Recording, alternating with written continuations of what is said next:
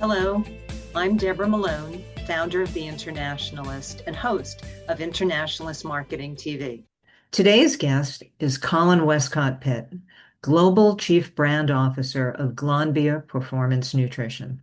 Colin, it is always a pleasure to see people come back to the show because they're doing so many new things. And you have recently been named an Internationalist of the Year, again, in a very different industry.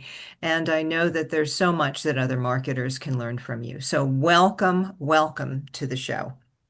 Well, Deborah, thank you very much. I'm very flattered to be back on for the second time.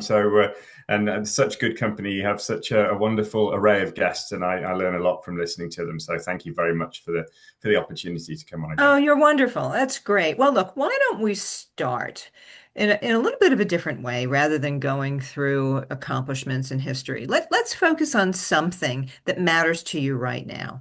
And that's what you call the tension between getting the brilliant basics right versus, shall we say, chasing shiny new objects or whatever shiny little things. I'm sure this is one of the challenges that most marketers face. So, how do you strike the right balance between disciplined execution and, shall we call it, innovation? Yeah, it's a really good question. It is something we tend to wrestle with a fair bit in the day to day. And for us, the brilliant basics are really, you just need to understand sometimes some of the consumer realities, the idea that consumers aren't waking up in the morning and thinking about your brand for 24 hours of the day. And there's just a short span of attention that they will have. So you have to really try and get that attention. So that's from a consumer side. From a strategy side, you've got to be understanding which segment do you play in, which consumers are you targeting, and which barriers are you trying to overcome so that they can get more engaged with your brand. And then how do you position your brand and express that in the simplest way? And then, even with execution, there's some real basics. Are all of the organization fully committed to that same sort of thing that you're trying to do, whichever the activation is? Is it being measured properly?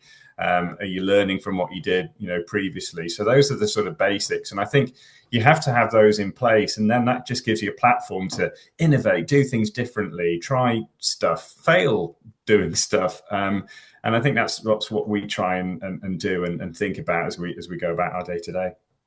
Yeah, it reminds me a little bit of whether it's artists or writers. You have to learn the basics of your craft, and then you can fly free and go and be impressionistic or whatever it might be. But I think the point is, regardless of the analogy, that that's something that is often forgotten in the pursuit of constant innovation. Maybe you could give us an example of how focusing on those basics that you outlined, whether it was the consumer or strategy or just the drive to get attention and target properly. Can you give us Yeah. an example of how that delivered some breakthrough results? Sure. Yeah. I mean, one of the things that we've just been, completed is an old concept, but refreshed. So we've gone through a fairly extensive piece of research trying to identify the journey that our consumers go on from sort of first being aware of the category that we play in, which is for Optimum Nutrition is sports nutrition, right through to where they hopefully one day will become real advocates for the brand. And so, a lot of organizations and brands will do this. I mean, what was interesting for us is that we did it sort of 2 or 3 years ago, and things have changed quite a lot. Not so much in the overall shape of or shape of that journey, but the barriers that consumers are up against. Our categories become much more popular, and so people need more education, they need more support, they need more help, and so. One of the things that we've, as a result of that work, we've, really upped our game on education tools. We have a protein calculator now that you can go onto our website and, you put in your lifestyle and your goals and it'll tell you how much protein that you need. So I think that's a great example of, consumers were looking for more easy to use, simple things, in this case in a digital space that we learned through the consumer journey. So not a new concept, but a basic thing. You need to understand that journey that your consumer's on and do something to help them along it. And I think we're seeing so many more consumers wanting to embrace the technology of, and it's pretty basic technology, but because the tools are there, they really want to dig deeper if they're going to do something right, particularly with their bodies, to learn as much as they can, or at least get a technical calculation that maybe in the past you'd get only from a sports doctor or a specialist. So I think that's really a brand serving a real consumer need, which is obviously the core of what it's all about. You've often emphasized product quality as a marketer's most powerful asset.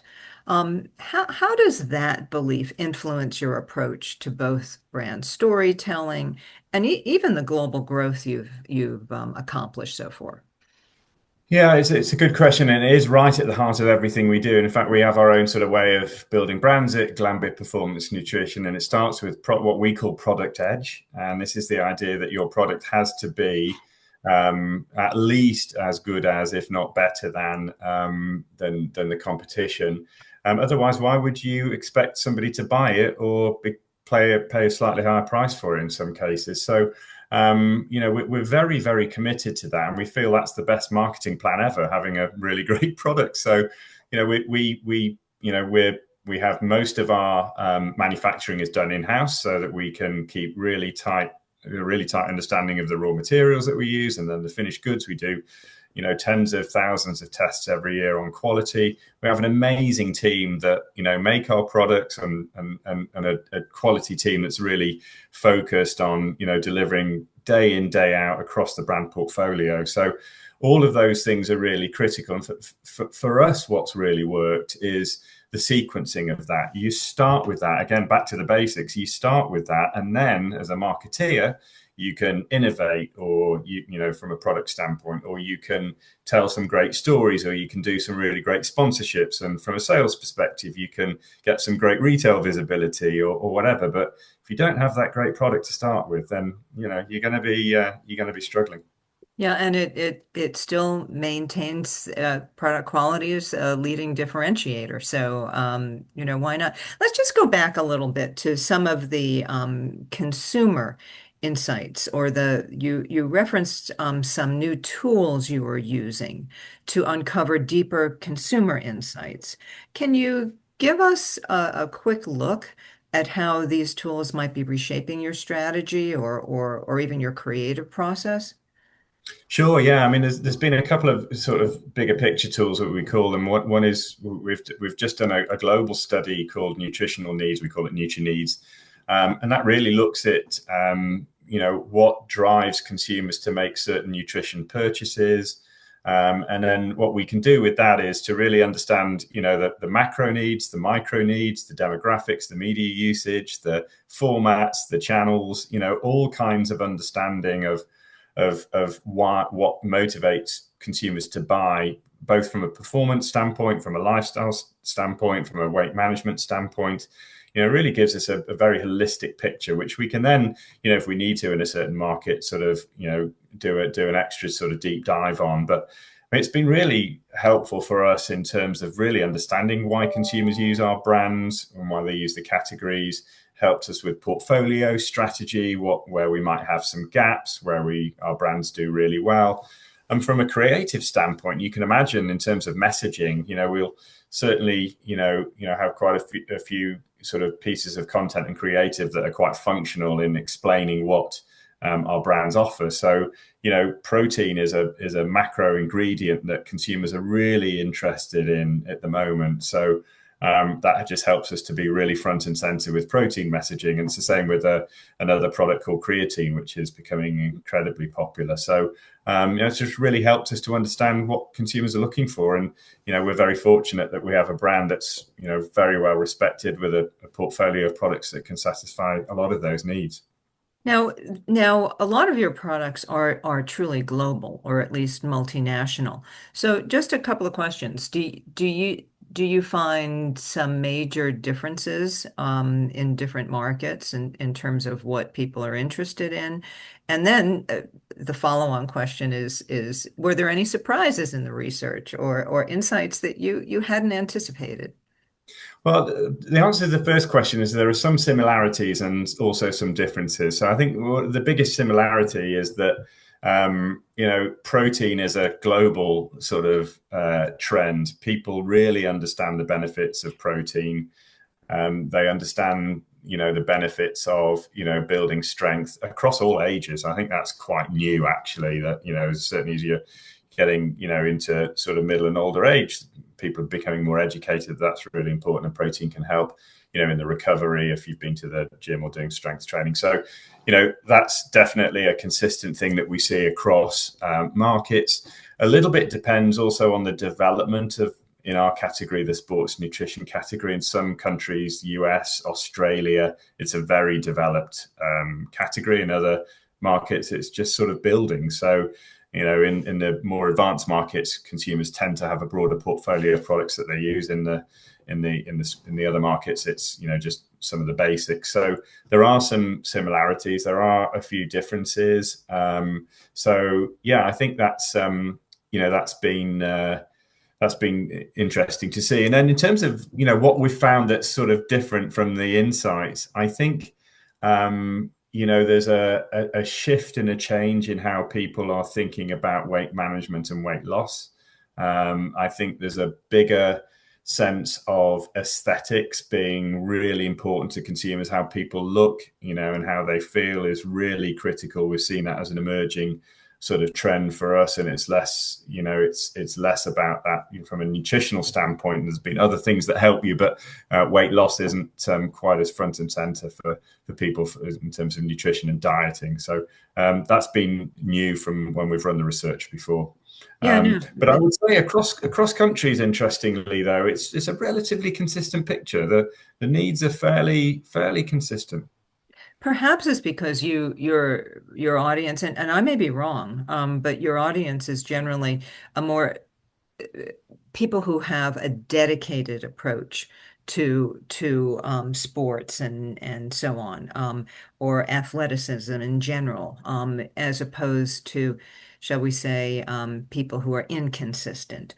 Or is that changing? Or are you Well, welcoming we everyone with different Yeah, needs? Yeah. we actually ran the research between 18. The age group was 18 to 69. So we run it very broadly because we've seen intuitively that people of all ages are really getting into, really understanding how nutrition can help them to live the kind of life or achieve the kind of things they want to achieve, whether that be more in the performance space, which is more related to sports, where our biggest brand plays, Optimum Nutrition, but also in the lifestyle space where another of our brands, Isopure, which is broadening in terms of its market coverage, where that plays. So we actually see it across the age groups. It's quite interesting, and I would say that's changed over the last 4 or 5 years. Certainly, those older populations, and also different sort of demographics in terms of male and female. There's a lot more broadening out and mainstreaming, we would call it, of the nutrition category. Yeah, and I think we're seeing so much change even in demographics. I mean, or perceptions of what we thought was, 50 plus, because suddenly now there's at least two different, very distinct generations in that 50 plus segment, whether it's not only boomer, it's X, which has a whole different Yeah. perspective on that. So it's fascinating to see. I think one of the things that you did say, which is quite interesting, is that how much things changed for you from a marketing perspective in just 2 years, which is pretty interesting. And that leads us, of course, to the question of technology or how you're embracing AI with some of the brands that you have. And I'm not even sure we can call it a shiny object anymore because it No. seems that it's being so integrated now. So do you mind talking a little bit about that now? Yeah, definitely. I mean, it's a topic I get asked about a lot. We think about it a lot. we probably live in a world where we feel we're not doing enough, even though we're doing a lot more than we did yesterday. Mhm. But I guess our approach to it is we look at it across a couple of different dimensions. We're certainly looking at it internally in terms of ways of working for our employees to make their time more efficient, to be doing much better things. So that's more a workplace thing. I think from an efficiency standpoint as well, we look at it, and when we're looking at content creation as an example, we look at it sort of end to end. So how can it help us to write better, faster briefs, right at that point, all the way to the actual production standpoint where we might be looking at translations or copy or visualizations that we can sort of do much more quickly than we've ever done before, and even then obviously to media buying. So all the way through the process we're embedding it, we're trying to test and learn a little bit, and I think for us what we always try and think about is, are we using the technology to solve that consumer problem or to overcome that barrier? And if the answer is yes, let's go all in. So I think our best example is what we have, a coach Optimum, which is your pocket coach, basically. So if you go onto the Optimum Nutrition websites, you'll be able to ask our little coach any question, and it will come back with an answer depending on what you've asked them. Do I need more protein? What do you recommend for this, that, and the other? So consumers have really loved it. So that's been a really nice example, because the problem that consumers have, well, they just didn't understand enough about our brands and about the category and what they should be doing. So in that case, AI can really solve it for them. So, but yeah, it's everywhere, and it'll only get more. I think No, everybody would. that's a great example. I like that example a lot. We recently launched our first awards for AI, which we call AI for Better Marketing. And the criteria is very similar as to what you outlined, that it has to be consumer first. You have to be using this technology not for the sake of the technology, but is there a way that it's enabling the brand to get closer to the consumer? And often it's happening, even though it's through technology, in a bit of an emotional way, Yeah, which is quite extraordinary, because that just builds, the example you gave not only builds trust, but certainly continues to build preference for the brand, which is just amazing. Let me go to another philosophical broad topic, and that's purpose. There's been a couple of, whether it's purpose washing, or there's sometimes I think it's time that we invent a new word, and maybe the word is simply better. I don't know. But are you were very, when we talked last, and you made that brand milestone, the $1 billion brand milestone. Purpose was really, coming out of COVID, just so critical for you. Does that still matter as much, or? yeah.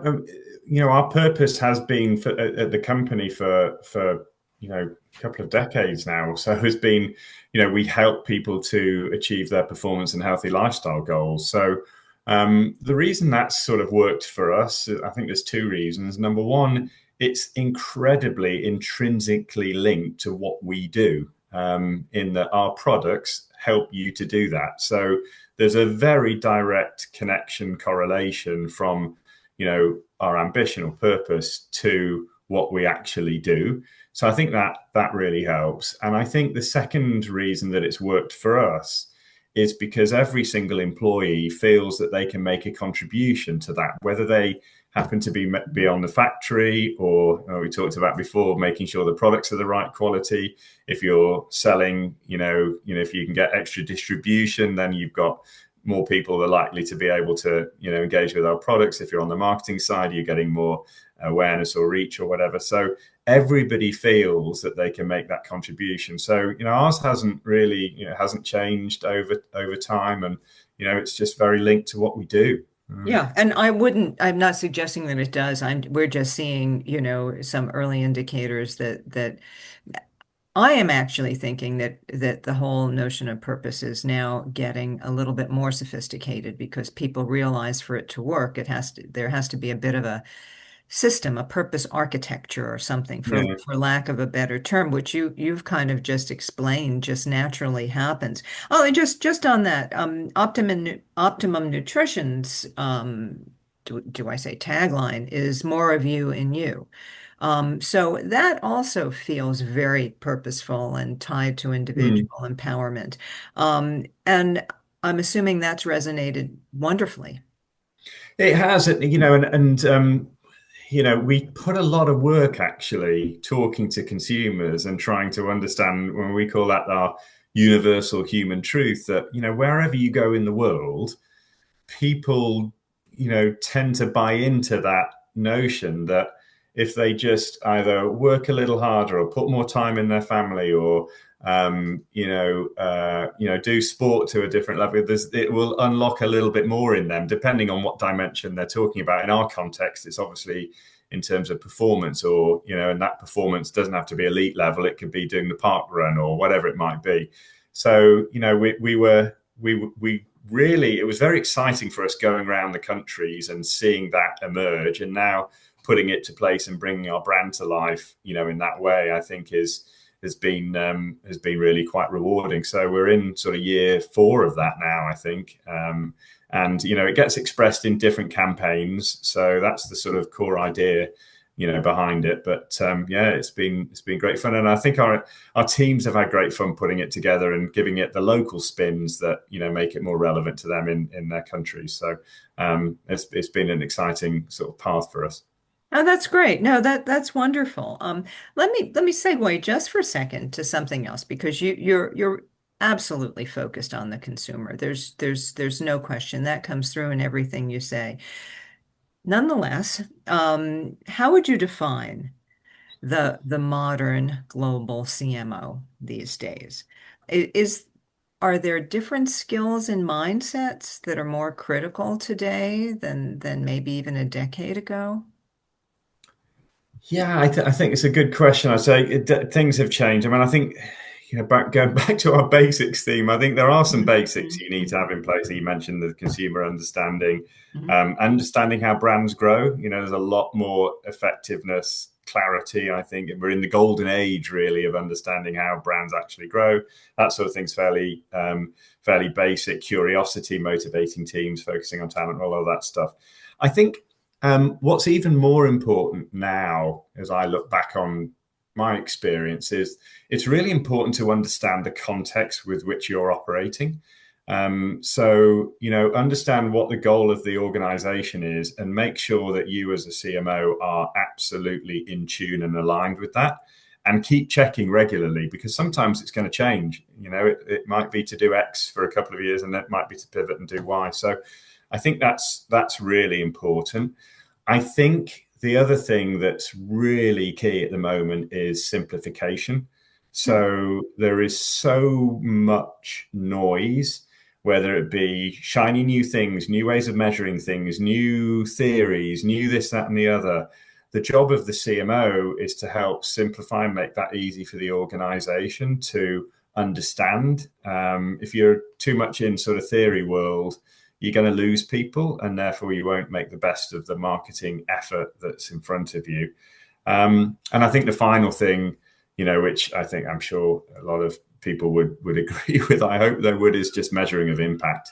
So, that's critical, having a systematic way of understanding, the impact of your investments on, business performance and brand equity, and balancing the short and the medium term and the long term, if you're lucky enough to have the long term piece. I think those 3 things for me, knowing context, simplification, and measuring impact are really critical. Well, you've done it well. You've done it poetically because you've simplified for us with 3 main concepts. You Somewhat related to this, you also say something which I always find fun. You talk about marketers should celebrate concepts like stealing with pride, and consistency. Do you want to talk a little bit about that? Because it might sound controversial. Yeah, I mean, I guess it's a bit of a shortcut in terms of getting things done really quickly and learning from people who are doing things really well. So, I mean, it's we sort of use it within the organization. So, if market A is doing something great, then just don't reinvent things. Just steal it, adapt it, change it, and get it done quickly and effectively. So we use it internally, and we also use it by looking at some of the great marketing that gets done around the world. We've just sort of come off the Cannes Festival, which is the great chance to see all the case studies and best practices. But you look at somebody like McDonald's, who basically just go and look at their core consumers, why they love the brand, what things do their core consumers do, and then bringing that to life with things like famous orders. There's great examples. Guinness is another great example. I've done some amazing work recently, and they've really changed that, built that social engagement with the brand. So, there's lots of things. Heinz ketchup actually is another brilliant example of that product quality piece, really dramatizing their product in a way that nobody really thought was probably possible. So, and there's so many examples, and we try and pick the ones that are relevant for us and easy to do. And we thank you very much to all those organizations for doing some great stuff that we can steal from. Well, no, but it's true. I mean, that's what best practices really are. And fortunately, this is an industry that learns from them. Obviously, not all are applicable. And I think that we also are seeing so many new categories or subcategories. You mentioned Guinness, and who would have thought that the non-alcoholic Guinness brand would do as well as it would? But then again, back to the consumer, it's changing. It's just changing tastes and so on and so forth. All right. So is there a skill or a perspective that you would advise someone who's stepping into a CMO role for the first time? Well, believe in yourself. That's always a tough moment when you step into the role for the first time. I would say a little bit of what I said before. Make sure as you're going into the role, you know exactly what the organization is looking for from you, and really invest time in understanding that. Get, your senior, your boss and your key stakeholders' opinions and views on what that is and what your mission is as the CMO.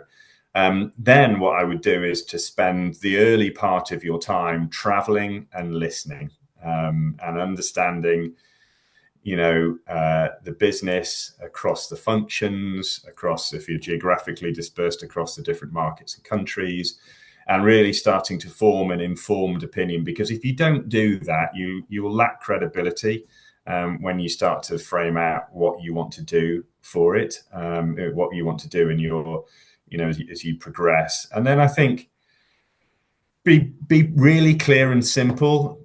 Be bold in what you want to do and confident. And I think, it's always, sometimes you can forget that in those early days, your business does want you to do things, and they've usually brought you in or appointed you because they want changes to happen or to take place. So I just encourage you to sort of go for it, in that, once you've done your diligence of understanding what's needed, you've done your listening, just then be bold and go for it. Well, is there one big lesson that you learned, particularly coming from a very different industry, the beverage industry? Is there something that you still carry with you from those days? I think that the listening thing for me is the critical thing. I mean, I think it's funny. I've had lucky enough to have a number of roles where you go around the countries and you do hear a lot of the market's different and those types of things, and that's so true. And I think it's so important to understand those differences, understand those nuances, and also be able to pick out the things that are consistent, so that you can actually sort of balance those two sort of elements together. So the listening skills is great, and I think as a that's really what's worked. I know when I'm myself, or I see people on my team really performing well, it's because they've taken the time out to listen and to understand what's really happening with the consumer, with the retailer, and sort of building those two things together and making something good happen. No, and it's fascinating to me because so often people think of marketing as communicating, whereas you can't really communicate well if you don't have that counterpoint of listening and understanding. All right, so what's next? What's on the horizon, not only for Optimum Nutrition, but for the company itself? And goodness knows what a horizon is these days. Is it 12 months? Is it 12 minutes? Next I'm couple of not sure. weeks. Yeah. Um, Yeah, I think we certainly at Glanbia, with Glanbia Performance Nutrition and for Optimum Nutrition, we've got real sort of growth ambitions. That's obviously still in place. I think what you're going to see, from us is a lot more innovation. That'll be product innovation, lots of opportunities out there, and we have the ability to bring those solutions to consumers. I think you're going to see a lot more digital innovation. I've mentioned a couple of things which are sort of in their early stages of how we bring those to life, this protein calculator and this coach. I think we'll start to build extra elements on top of things like that, whether it's voice recognition, that type of thing we'll be very focused on. So, yeah, I think innovation would be the main theme across a lot of things that we do. I'll put AI into that as well. That may not be seen immediately by the consumer, but it'll certainly be seen, in how we go about things. So, yeah, innovation would be the big theme for us. Well, you couldn't ask for a better word to set the tone. My only fear is that you're going to be very busy for the next 12 months, but I hope it's a very exciting busy. You have accomplished so much in the time that you've been there, and obviously in your whole career. It's always a pleasure talking to you and learning a little bit about what motivates you and how you're willing to not only steal, but share that with other people. So I can't thank you enough. It's always wonderful talking to you. A pleasure. You too, Deborah, and really appreciate the opportunity. Thank you. Thank you. The Internationalist focuses on the continual reinvention of marketing by highlighting inspirational marketers around the world and their ideas as they move the industry forward. Internationalist Marketing TV shares these perspectives through interviews and personal stories. Thanks so much for watching. If you find this kind of content helpful, please click like or subscribe. Again, thanks so much.